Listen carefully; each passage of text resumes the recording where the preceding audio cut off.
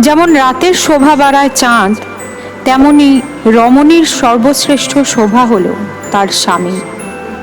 কিন্তু সেই স্বামী কখন আসামি বলে পরিগণিত হয়?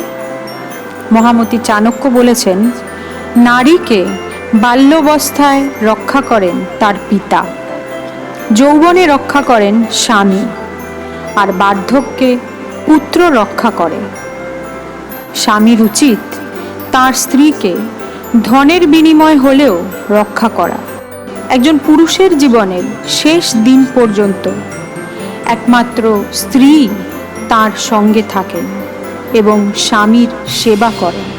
তাই স্বামী স্ত্রীর মধ্যে বন্ধুতার সম্পর্ক থাকা দরকার, ভালোবাসার সম্পর্ক থাকা দরকার।